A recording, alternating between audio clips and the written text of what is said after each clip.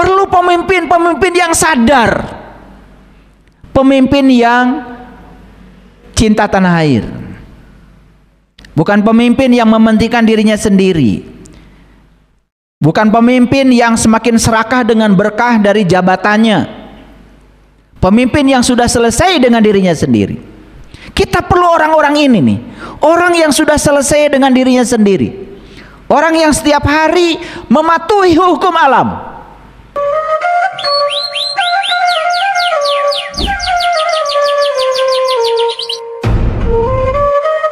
Bismillahirrahmanirrahim. Assalamualaikum warahmatullahi wabarakatuh. Salam sejahtera untuk kita semua. Om Swastiastu, Namo Buddhaya, salam kebajikan, Sampurasun. Rahayu Sagung Dumadi.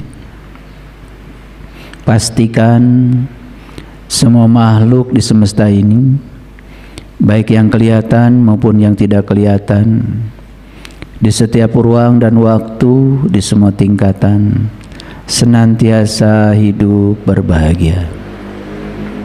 Pastikan mereka semua terbebas dari segala bentuk penderitaan. Yakinkan diri kita semua selalu menjadi sumber cinta, sumber kedamaian, sumber berkah, sumber kebahagiaan, sumber kesejahteraan bagi semua makhluk dimanapun mereka berada.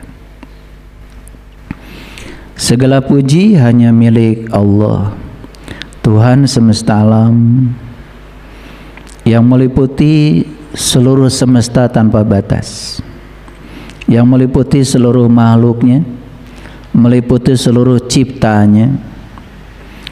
Dia Maha Kuasa dan sangat dekat dengan yang dikuasainya. Itu perbedaan kuasa Tuhan dengan kuasa manusia. Kalau manusia semakin tinggi kuasanya, semakin jauh dari rakyatnya, semakin jauh dari yang dikuasainya. Kalau Tuhan yang Maha Kuasa, demikian maha kuasanya, tetapi dia selalu dekat dengan semua hambanya. Dia tidak pernah tertidur, tidak pernah terkantuk, senantiasa mengurus dan mengatur yang terbaik buat hambanya. Cuman sayang sekali si hamba ini hidupnya tidak dengan kesadaran, hidupnya dengan dualitas, hidupnya dengan ambisi ego, sehingga sering terjebak oleh penghakiman, penilaian, baik buruk, benar salah, menendang, mencengkram. Padahal semua hal yang terjadi dalam hidup kita baik adanya kalau kita percaya pada kebijaksanaannya Tuhan.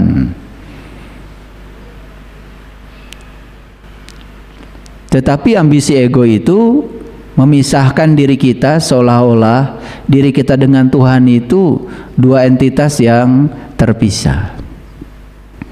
Padahal Tuhan berulang kali mengatakan wa huwa ma'akum, wa huwa ma'akum aina ma kuntum. Aku bersama kamu dimanapun kamu berada. Seharusnya kalau kita punya kesadaran itu setiap saat, tidak ada rasa cemas, tidak ada rasa takut, tidak ada rasa sedih, tidak merasa kekurangan. Selalu penuh dengan rasa syukur dan cinta. Dan siapapun yang sudah berada di frekuensi syukur dan cinta, dia akan menarik semua hal yang positif dalam hidupnya, sehingga hidup itu selalu berkelimpahan, nyaris bahkan tanpa upaya kerja keras. Dan rahasia ini diabaikan oleh banyak manusia, karena ego itu selalu percaya bahwa kalau saya kerja keras hasilnya akan banyak, Itu ego. Ego tidak percaya keajaiban. Ego tidak percaya bahwa kita bisa mendapatkan berkah dari arah yang tidak disangka. Ego selalu mengajarkan kalau saya bekerja di sebuah perusahaan, maka hidup saya adalah gaji dari perusahaan itu. Itu ego. Tidak percaya ada kemungkinan lain di luar itu. Ego mengatakan kalau saya punya uang, saya pasti punya beras. Kalau saya tidak punya uang, saya tidak punya beras. Sehingga untuk mendapatkan beras saja harus selalu mengejar uang. Kesadaran berbeda. Punya uang, gak punya uang, beras pasti ada. Itu kesadaran. Sekali waktu tidak punya uang, karena kesadaran memancarkan frekuensinya kepada semesta. Ada saudara kita berkelebihan beras, kok tiba-tiba ingat sama kita dan mengirimkannya 1 karung. Itulah kesadaran. Dan selama ini kita hidup dalam ambisi ego. Kita hidup dalam simulasi, bukan dalam realitas.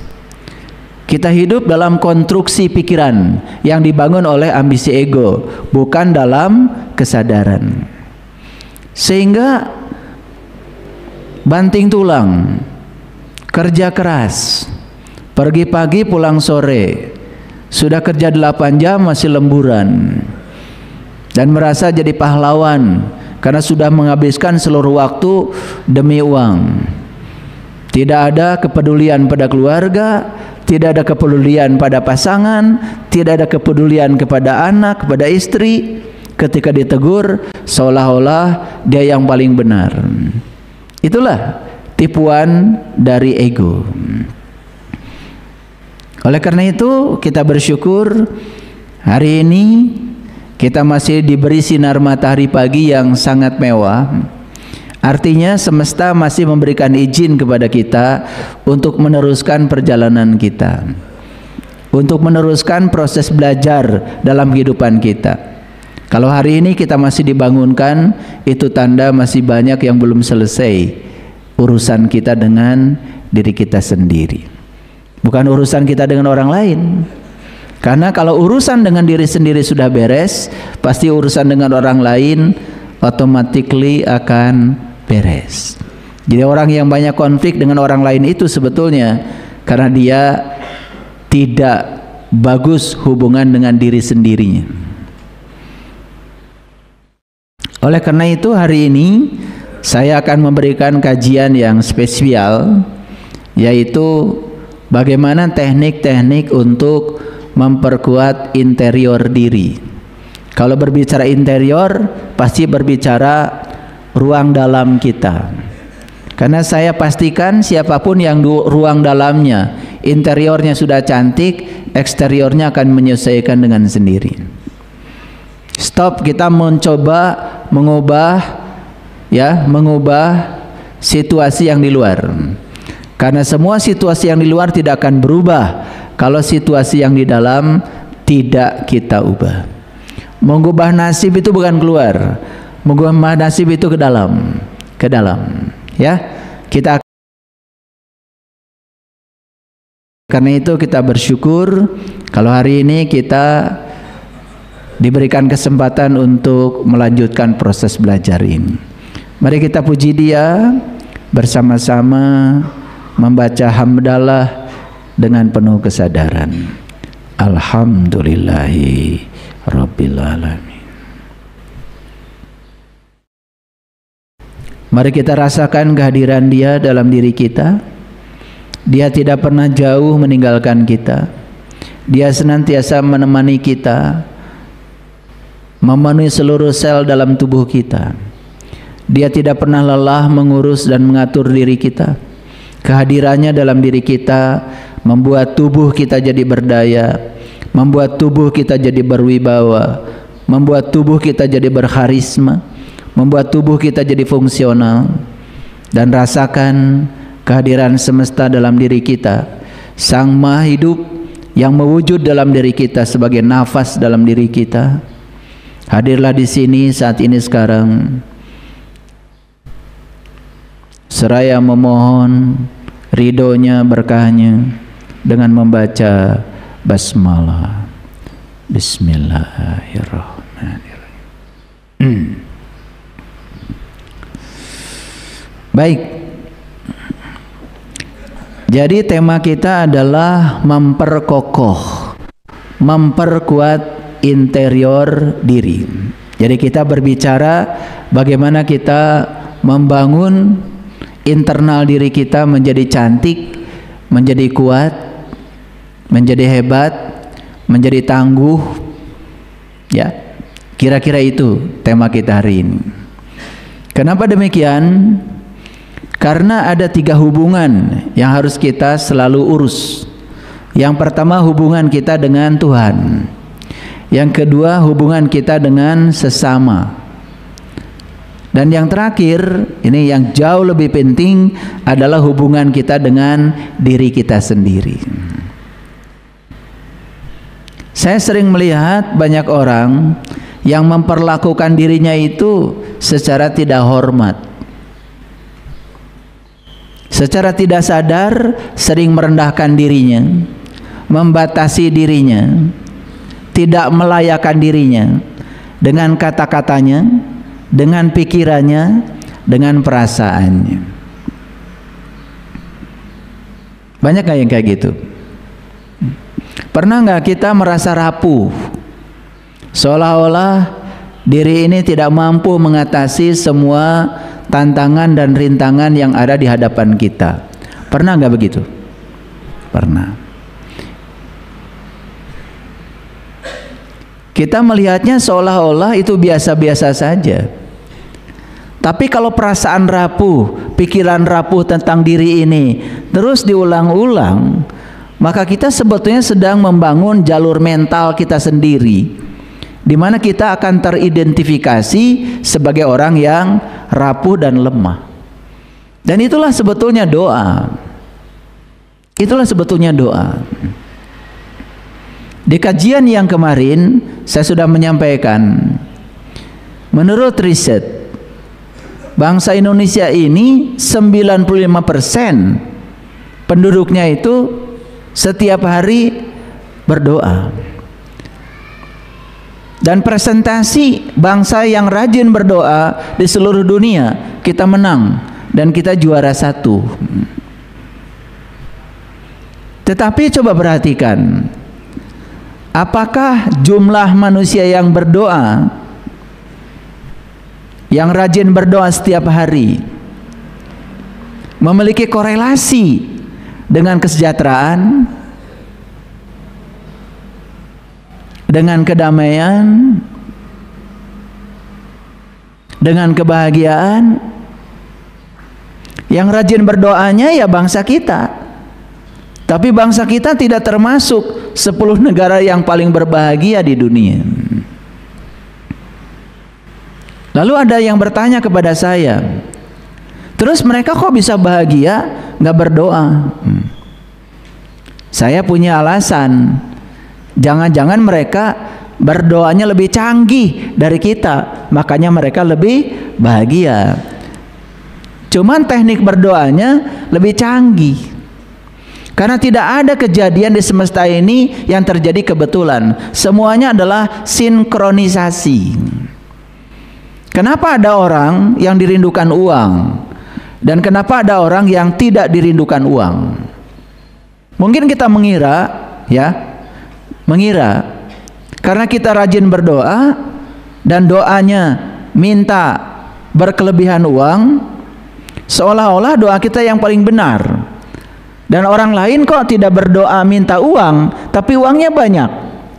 Mungkin kita menganggap bahwa kita kok lebih benar gitu dari mereka, tapi faktanya ya, uang tidak mengunjungi saya, malah uang mengunjungi orang lain yang menurut versi kita mereka tidak pernah berdoa.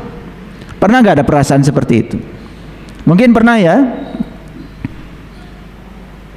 Padahal alam semesta ini bekerja berdasarkan hukum tarik menarik. Jadi kenapa kok uang tertarik sama dia, tidak tertarik sama saya?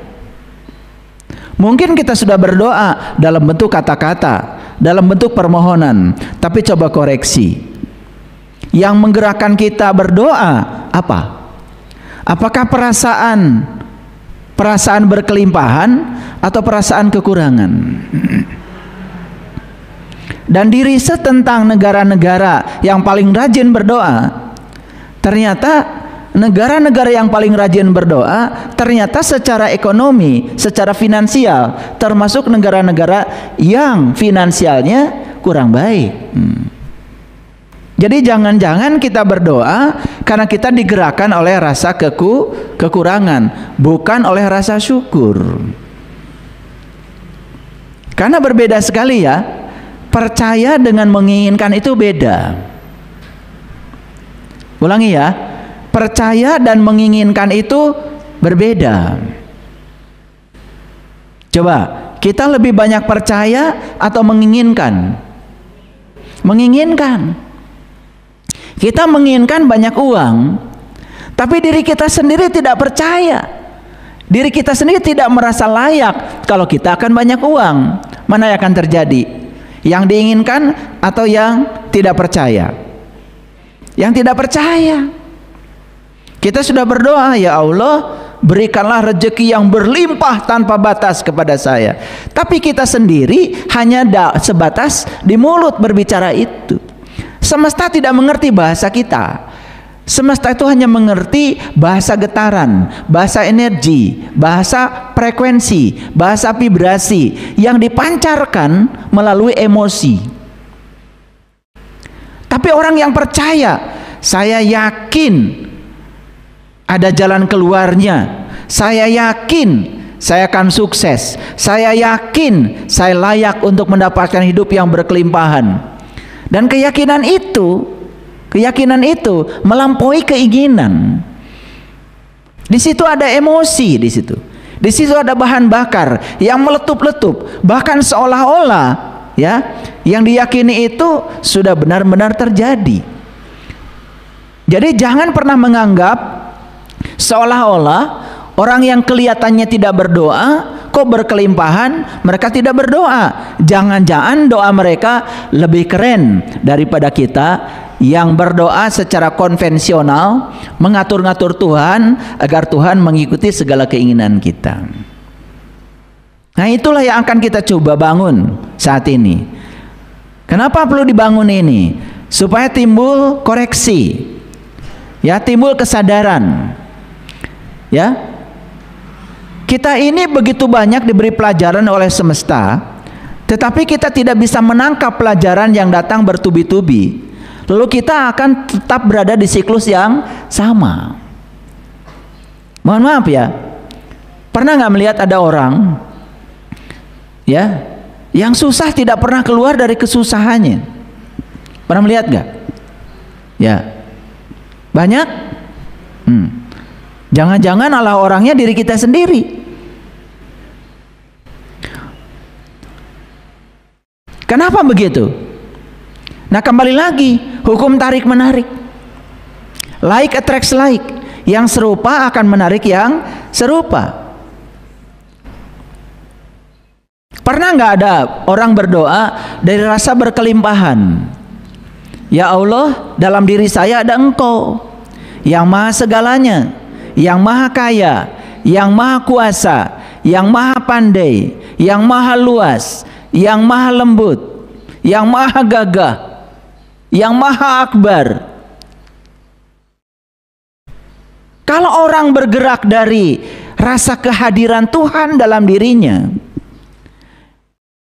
dia sudah akan menarik semua hal yang memiliki kekuatan positif. Tapi kebanyakan orang melakukan apapun bukan digerakkan oleh rasa berkelimpahan, tetapi digerakkan oleh rasa kekurangan. Saya sering memberikan contoh, bahagia dulu, sukses dulu. Nah, udah pinter, kalian udah pinter, bahagia dulu maka sukses akan datang. Tapi kenyataannya dalam omongan setiap hari Selalu mengatakan, oh nanti saya akan, kalau udah sukses, saya akan bahagia. Nanti kalau saya sukses, saya akan bahagia. Berarti sudah bahagia belum? Kan belum. Saat mengatakan itu, dia sedang dalam posisi tidak bahagia. Karena bahagianya kan nanti. Nah, ketika dia sedang mengatakan itu dalam kondisi tidak bahagia, yang akan datang pada diri kita bukan kebahagiaan, ketidakbahagiaan. Karena dia sedang tidak bahagia, yang dia tarik adalah ketidakbahagiaan. Yang serupa akan menarik yang serupa. Hukumnya sudah seperti itu. Sadar saja dengan hukum itu sudah keren. Coba mulai sekarang ya, belajar ya, belajar.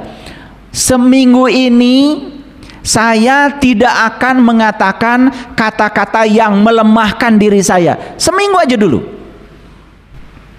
Seminggu aja dulu. Mulai ya. Dari kapan? Coba dari sekarang. Mulai saat ini, seminggu ke depan, nggak usah setahun, nggak usah. Seminggu aja. Tapi harus disiplin. Saya berjanji, saya tidak akan mengatakan kata-kata yang melemahkan diri saya. Kenapa? Karena kata-kata yang melemahkan itu dipahami oleh jaringan saraf kita sebagai perintah. Kata-kata yang melemahkan itu dipahami oleh sel-sel tubuh kita sebagai perintah. Karena apa? Ya, sel-sel dalam tubuh kita, sel neuron dalam pikiran kita tidak memahami apakah itu kata-kata yang baik, apa itu kata-kata yang tidak baik, dia tidak paham. Tapi begitu ada pengulangan kata-kata yang melemahkan, maka kita akan menjadi lemah. Pernah nggak ada yang mengatakan, wah itu terlalu sulit bagi saya? Pernah? Pernah? Pernah apa sering? Nah, keluar nggak dari kesulitan?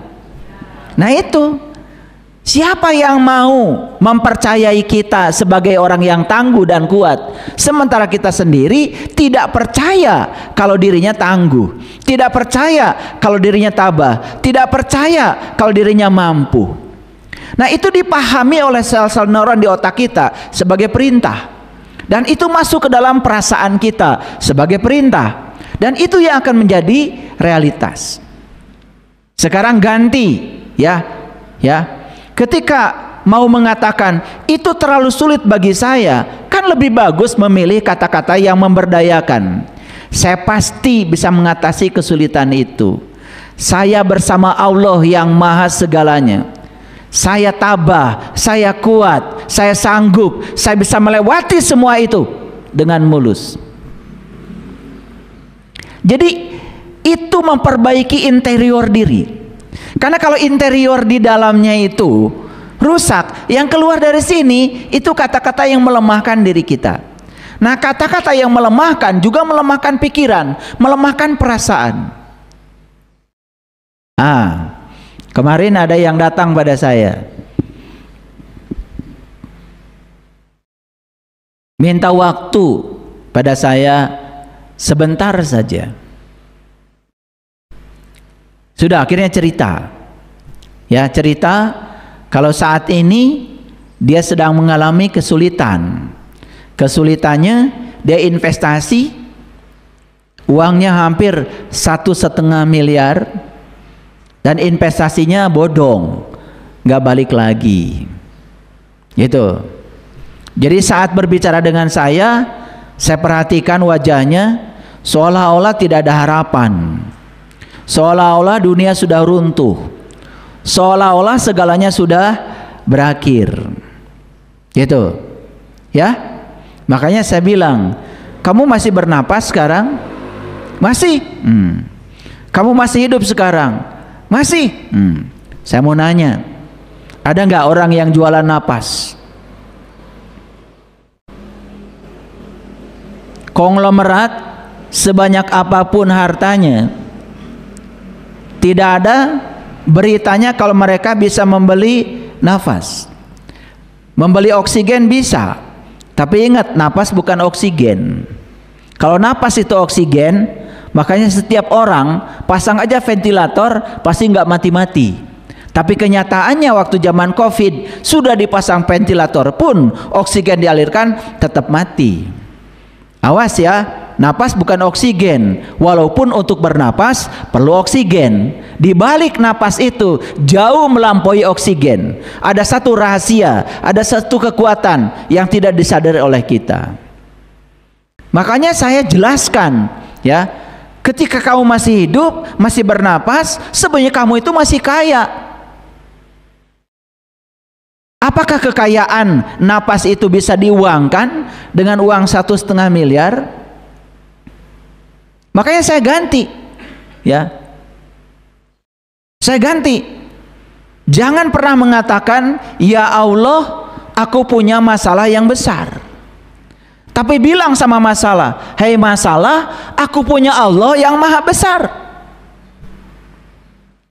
Kamu sudah tidak meyakini diri kamu sudah tidak memantaskan diri kamu, seolah-olah hancur dunia dengan uang yang 1,5 miliar itu. Kemana pikiran kita difokuskan, ke situ energi mengalir. Terus memikirkan uang yang hilang, tambah hancur hidup kita. Kenapa tidak mengalihkan pikiran kita pada uang yang akan datang? Kenapa tidak mengalihkan pikiran kita pada berkah yang akan diberikan Allah kepada kita, yang selalu dibatasi oleh pikiran kita? Selesai bicara dengan saya, mau pulang, masih ada kata-kata yang terucap. Itu terlalu sulit bagi saya. Nah,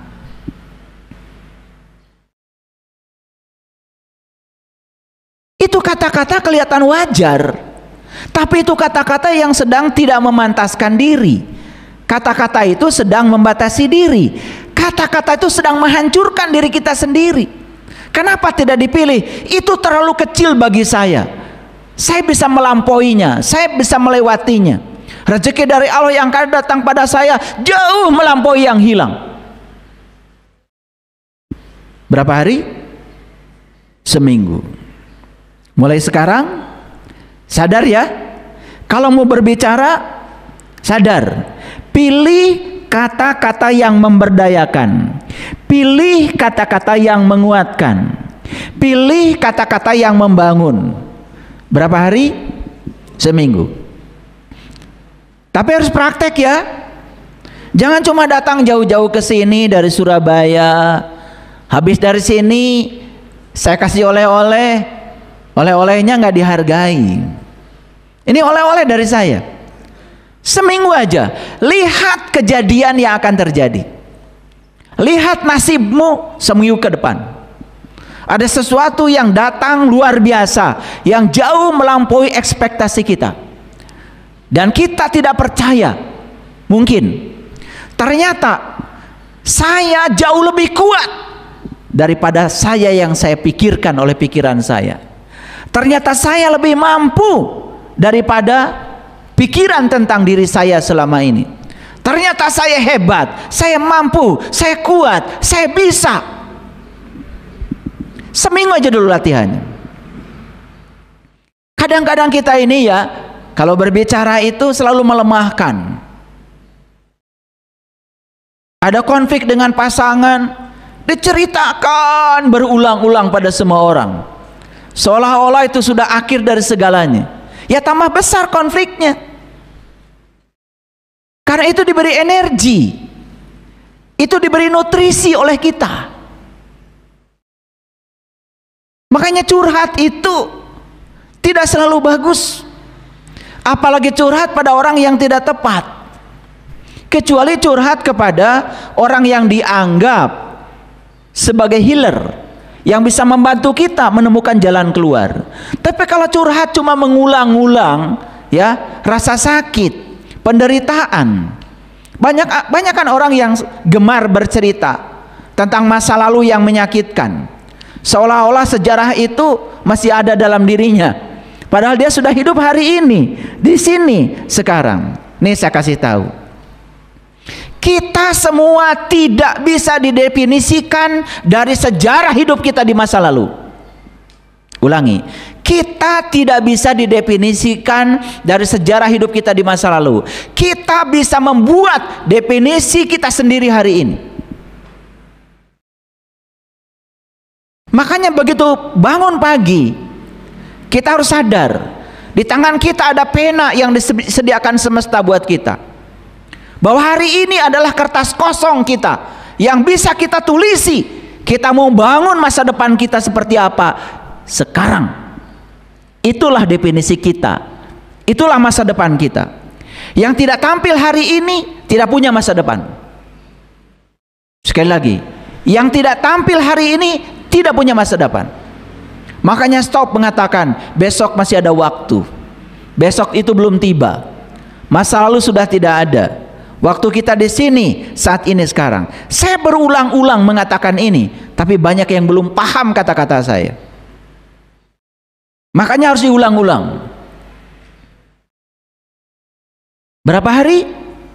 Seminggu. Dari kapan? Dari sekarang. Kalau macet, gak usah diceritakan. Kan kalian tidak suka macet, tapi kalian suka cerita. Betul nggak? Kalau gagal bisnis, gak usah diceritakan. Gak usah. Kan kalian tidak suka gagal, tapi diceritakan berulang-ulang. Makanya sepanjang kita menceritakan berulang-ulang yang kita tidak suka, yang tidak suka itu akan datang berulang-ulang. Ceritakan yang kamu suka. Ceritakan yang kamu mau. Ceritakan yang kamu dambakan. Itu saja doanya. Itu saja doanya. Saya tidak ngasih doa baca surah ini sekian kali, baca surah ini sekian kali. Enggak. Kecuali kalau mengerti isinya. Saya bukan meremehkan Al-Quran. Tapi kalau kita mengerti kandungan Al-Quran dan diimplementasikan dalam hidup, itu oke. Tapi kalau kita membaca berulang-ulang sesuatu yang kita sendiri tidak mengerti, tidak terjadi afirmasi, tidak akan mengubah pola pikir kita, tidak akan mengubah kesadaran kita. Berapa hari? Sejak kapan?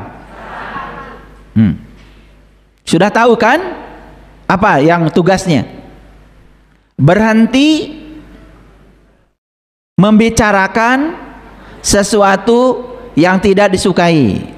Berhenti mengatakan kata-kata yang melemahkan, yang menghancurkan. Ganti dengan kata-kata yang memberdayakan, yang menguatkan, yang memantaskan. Saya layak bahagia, saya pasti sukses. Gitu aja. Buat kemungkinan lebih banyak. Karena otak ini kayak plastisin. Tahu plastisin? Plastisin mainan anak-anak. Plastisin mau dibentuk jadi mobil-mobilan bisa. Plastisin dibentuk jadi bola bisa. Dibentuk jadi kotak bisa. Dibentuk jadi segitiga bisa. Mau dibuat jadi orang-orangan bisa. Otak kita itu sefleksibel itu. Otak ini plastis. Terserah kamu mau bentuk pikiranmu seperti apa. Dan ketika kita membentuk pikiran kita, itulah kita sedang membentuk realitas hidup kita.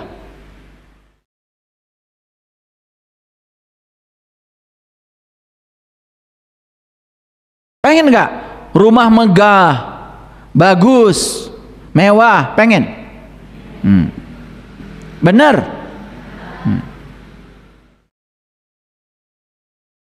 Percaya?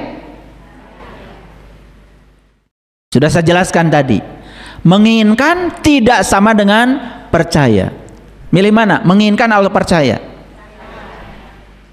Kalau cuma menginginkan tapi tidak percaya, tidak akan terjadi. Menginginkan boleh, tapi harus percaya. Harus percaya. Ada ibu-ibu, ya, ibu-ibu minta Zoom meeting dengan saya. Sudah 30 tahun cari guru. Setahun ini terus menerus mengulang-ulang mendengarkan kajian saya di YouTube. Dan sejak dia mendengarkan kajian saya, ya, imajinasinya kuat. Apa itu? Saya pasti suatu saat akan bertemu dengan ayah guru, katanya. Itu aja setiap hari. Saya percaya pasti bertemu. Saya percaya pasti bertemu. Padahal menghidupkan HP aja perlu bantuan anak. Ketika saya bilang nanti bertemunya lewat Zoom ya, dia bilang apa itu Zoom? Menghidupkan HP aja sama anak, apalagi Zoom. Ketika saya bilang download aplikasi Zoom-nya, apa itu download? Sangat asing bagi dia. Tinggal di kampung, tidak pernah belajar tentang istilah-istilah yang seperti itu, tapi karena keyakinannya, datanglah tangan-tangan Allah yang bisa mewujudkan itu. Dan begitu dihidupkan Zoom-nya, baru melihat saya di Zoom, gak jadi ngomong sama saya, nangis saja, tidak percaya. Kemudian saya bilang, kenapa ibu diam? Ini ajaib, kok saya bisa ketemu? Nyaris tidak percaya. Lalu saya bilang, ibu menginginkannya selama ini, semesta mendengarnya. Cara bukan wilayah ibu, cara wilayah semesta. Semesta akan mengirim tangan-tangannya untuk mewujudkan ini. Selesai menangis, akhirnya lancar bicara, keluar semua kata-katanya. Rasa syukur, rasa gembira. Dan terakhir sebelum selesai bicara dengan saya, ibu, saya bilang, hari ini diberi pelajaran oleh Allah, hidup itu terbatas atau tanpa batas? Dia bilang, ternyata hidup itu tanpa batas. Siapa yang suka membatasi hidupmu selama ini? Dan ibu ini dengan cerdas mengatakan, pikiran saya.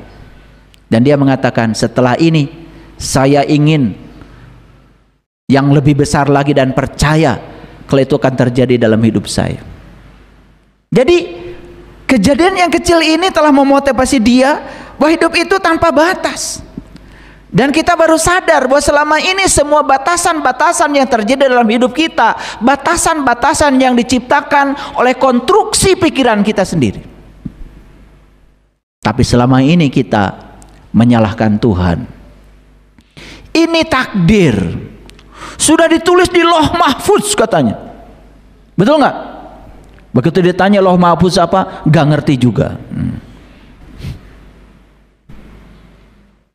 Jadi seolah-olah kita datang ke dunia ini ya sebagai sesuatu yang pasif, yang tidak boleh mengubah nasib.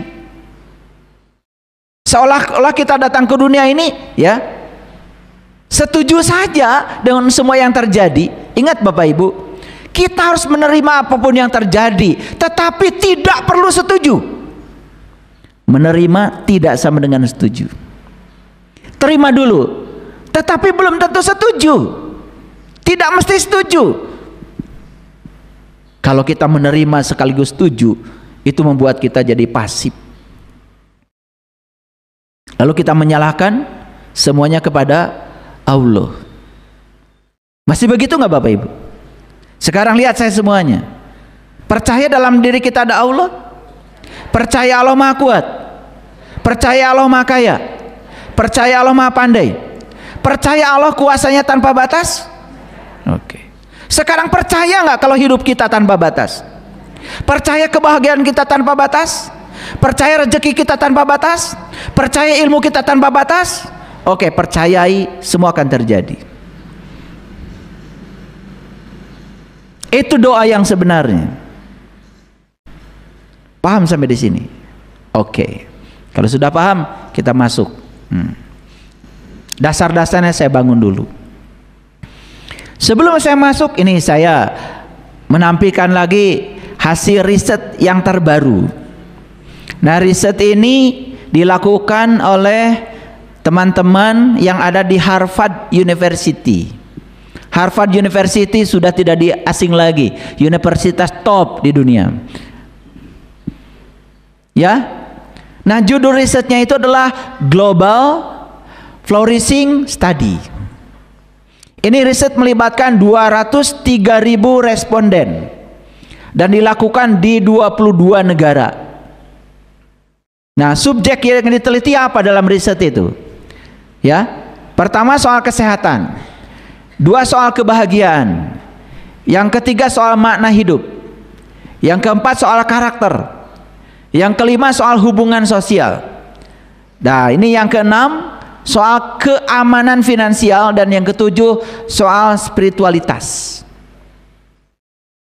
Saya tidak mengklaim ya, karena yang saya lakukan ini tidak apa-apa.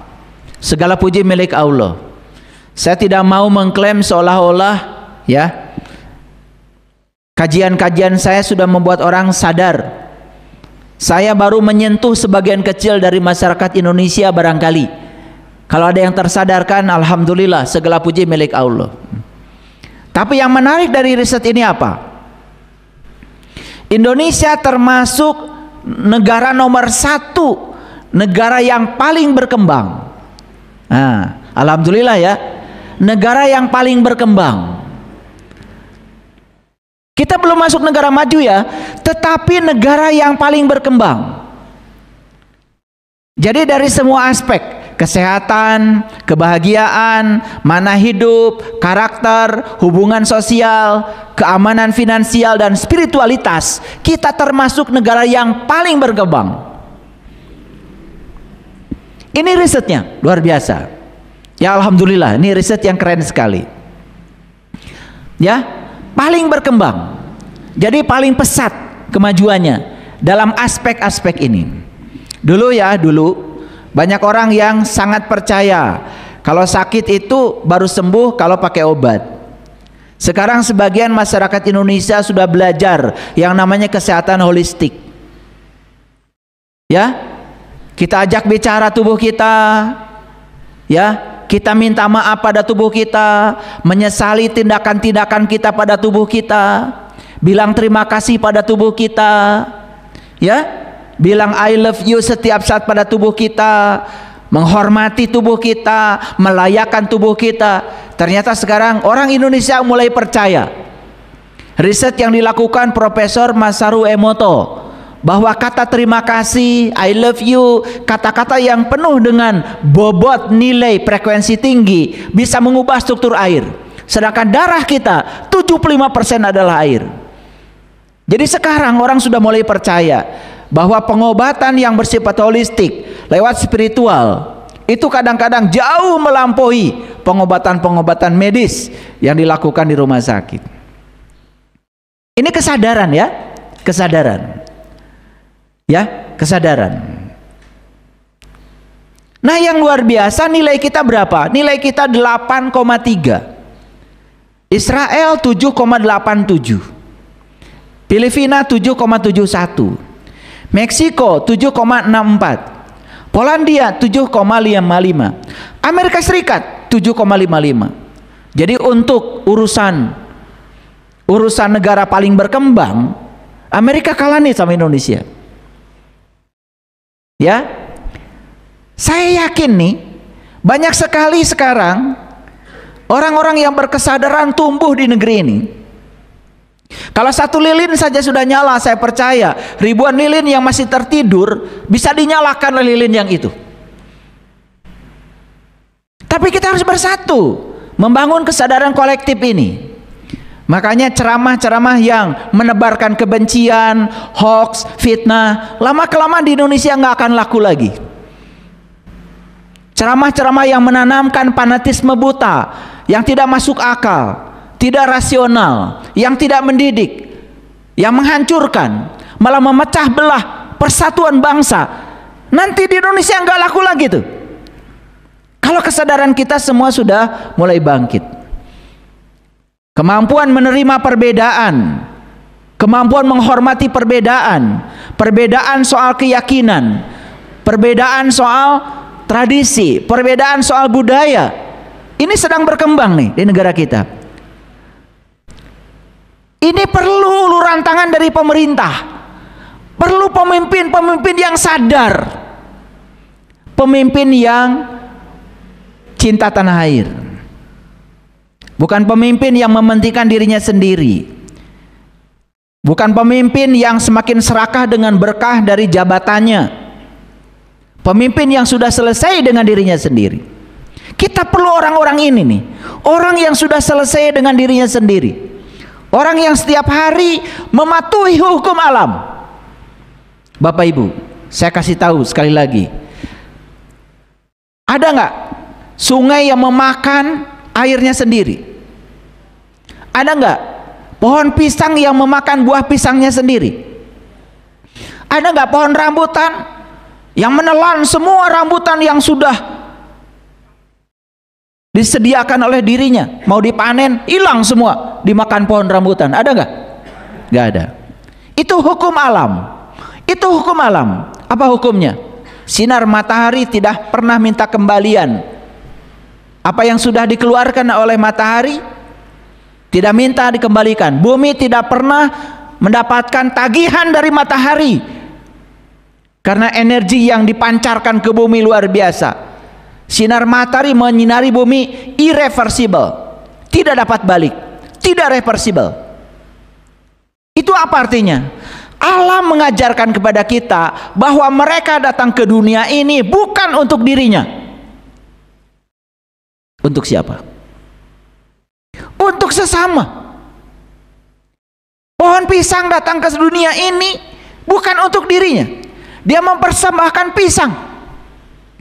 Pohon rambutan datang ke dunia ini bukan untuk dirinya. Dia untuk mempersembahkan buah rambutan. Pohon mangga datang ke dunia bukan untuk dirinya, untuk mempersembahkan buah mangga kepada pihak lain. Pertanyaan saya, katanya yang paling mulia siapa? Apa yang kau persembahkan buat semesta?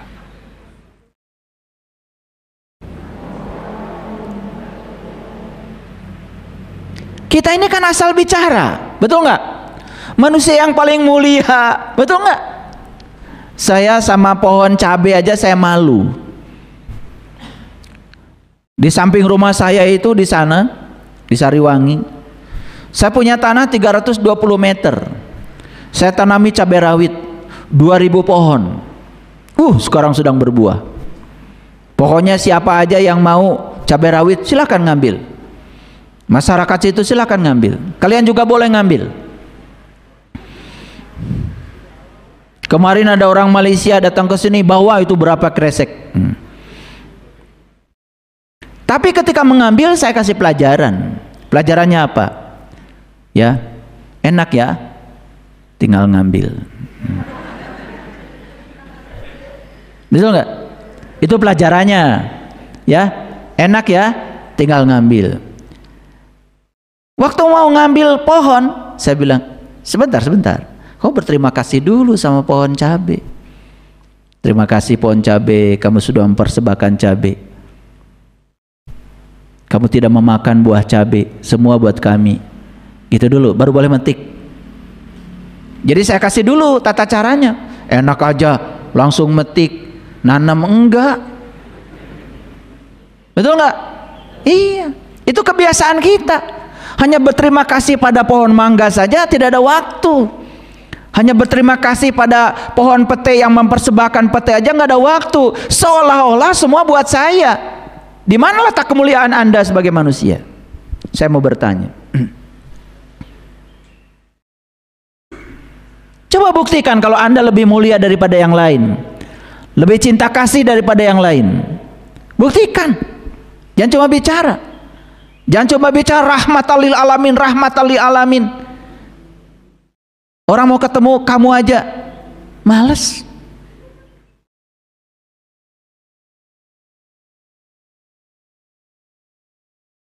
Lah anak-anak aja ketika bapaknya pulang, aduh bapak pulang.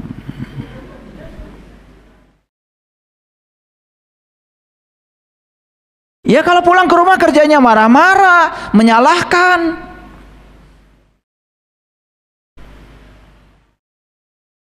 Ya bagaimana bisa disenangi sama anak, dirindukan sama anak? Boro-boro yang lain. Ini karena hubungan kita dengan diri kita sendiri belum selesai. Ada hablum minallah, ada hablum minan nas, ada hablum minan nafs. Hubungan dengan dirimu. Apa yang kau perlakukan pada dirimu? Duit banyak, beli sepatu aja yang murah. Duit banyak, beli baju aja yang murah. Duit banyak, beli makanan pun yang murah. Gitu nggak kalian? Ini huwa minan nafs nih, ya. Itu makanya benar kayak Sayyidina Ali ya. Penyakit orang kaya itu ternyata kikir. Boro-boro buat orang lain, buat dirinya sendiri aja hitungan. Nih saya kasih tahu, orang yang suka perhitungan dalam rezeki, mungkin duitnya banyak, tetapi duitnya tidak akan membuat dia bahagia. Paling nanti juga ditinggalkan mati. Padahal rezeki yang sebenarnya kan yang dibagikan. Ini orang yang menurut saya apa ya? Gak jelas gitu ya mentalnya. Dikiranya kalau memberi itu buat orang lain, padahal tidak ada pemberian buat siapapun. Semua pemberian buat diri kita.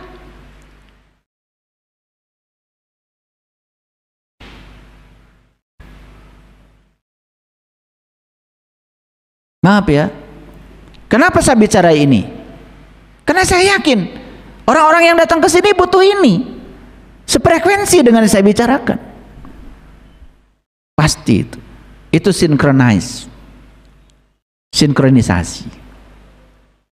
Nah, Amerika 7,55, Spanyol 6,90, India 6,87, Inggris 6,79, Turki 6,32, bahkan Jepang nilainya cuma 5,89. Ini urusan berkembang ya. Ya, negara yang paling berkembang dalam sisi apa? Dalam sisi aspek-aspek ini. Ya, kenapa Jepang? Ya mereka sih sudah maju, nggak perlu berkembang lagi mungkin. Ya, karena kita negara berkembang, jadi perkembangannya pesat gitu. Ini sekali lagi negara yang paling berkembang.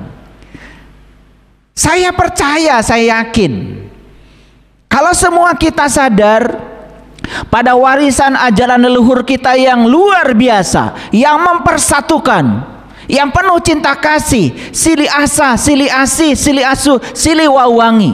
Kita kembali pada ajaran leluhur kita. Yakin, saya yakin, bangsa kita bukan menjadi negara yang paling berkembang, tapi paling maju. Saya yakin. Yuk, mau menyumbangkan kesadaran apa Bapak Ibu? Indonesia perlu kesadaran kolektif. Indonesia perlu orang-orang yang berkesadaran. Kapan? Saat ini. Jadi Bapak Ibu ikut kajian seperti ini, kajian kesadaran. Ini dalam rangka menyiapkan diri kita, menyelesaikan hubungan kita dengan diri kita. Dan ini dampaknya nanti pada keluarga, pada anak. Seperti kata Bunda Teresa, kalau kamu ingin mendamaikan dunia, pulanglah ke rumah dan sayangi keluargamu. Itu kata-kata sederhana, tapi menurut saya luar biasa. Kalau kamu ingin mendamaikan dunia, pulang ke rumah, sayangi keluargamu. Kalau satu keluarga sudah damai, satu RT damai, satu RW damai, satu kelurahan damai, satu kecamatan damai, betul nggak? Dunia pasti damai. Terlalu banyak bang toyib, nggak damai. Ya, oke. Nah, banyak negara maju yang memiliki keamanan finansial, tetapi rendah dalam aspek makna hidup. Nah ini nih, jadi ini catatan risetnya. Banyak negara maju yang punya keamanan finansial tapi rendah dalam aspek makna hidup, rendah dalam hubungan sosial, rendah dalam karakter pro-sosial. Jadi nggak ada gotong royong, nggak ada makan bareng-bareng sama tetangga, nggak ada, ya nggak ada lagi. Padahal itu penting. Makanya saya kadang-kadang kalau lagi di pusat pelatihan hidup sehat, saya bikin nasi liwet, Ya nggak pakai apa-apa, cuma dikasih daun salam, serai, kasih garam dikit, kasih ayam.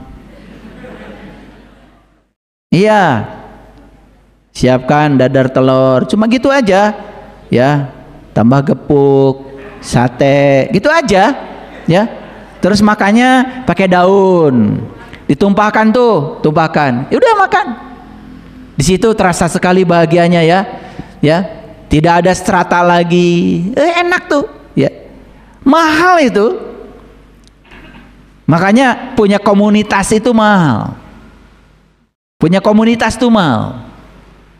Makanya kalau dalam ajaran Buddha ada namanya Triratna, ya. Yang pertama punya guru, yang kedua punya ajaran, yang ketiga punya komunitas. Itu disebut Triratna. Itu penting. Ada guru yang menjadi role model, ada ajaran di komunitas itu, dan di komunitas itu disatukan satu frekuensi. Itu yang barangkali di Quran dikatakan fa asbahtum bi ni'matihi ikhwana, disatukan menjadi saudara. Dengan saudara sekandung mungkin tidak selengket itu, tapi dengan saudara sefrekuensi, ya, dengan saudara yang sama-sama satu tujuan, terkadang ikatan kita lebih kuat, ya. Oke. Nah, kenapa saya membahas ini?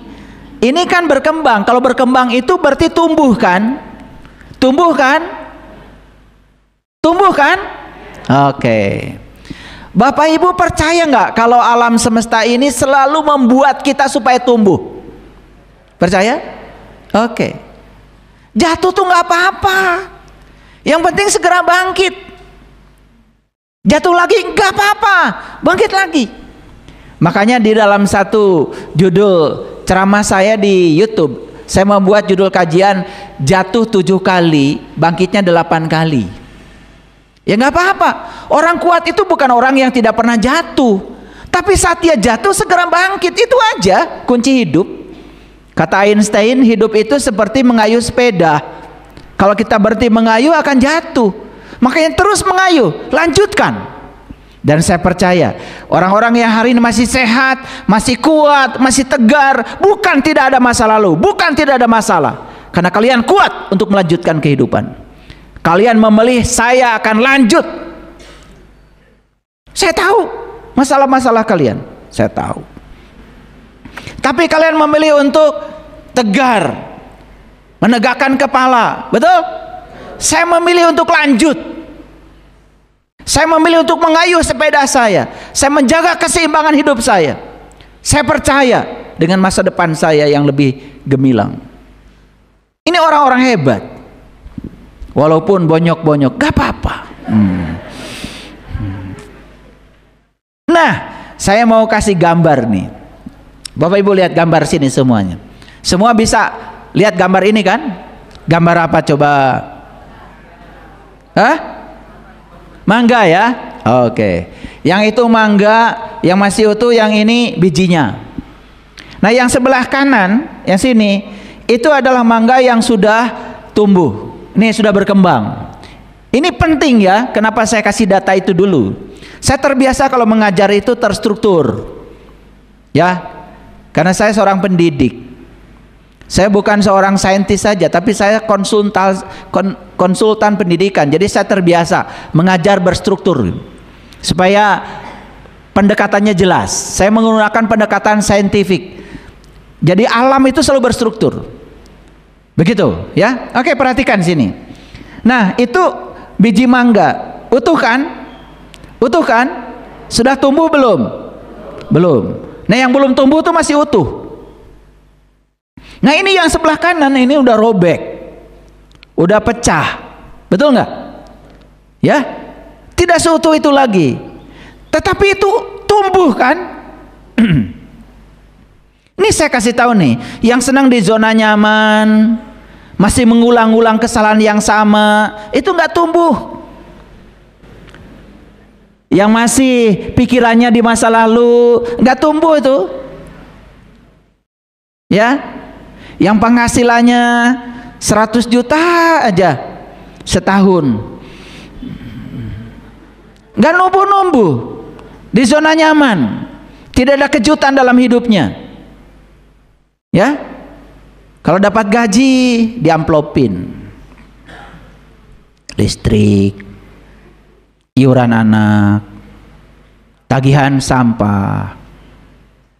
Begitu anak, "Pak, jalan-jalan," gak ada amplopnya. Ada nggak yang hidup kayak gitu? Aduh, repot banget hidup, betul nggak? Nah, itu hidup yang dikendalikan oleh ambisi ego. Sudah gitu berangkat kerja digerakkan oleh rasa kekurangan, bukan digerakkan oleh Tuhan. Tidak percaya kalau dia kerja di situ sebagai kepanjangan tangan Tuhan untuk menyampaikan cinta kasih Tuhan. Uang aja di otaknya itu.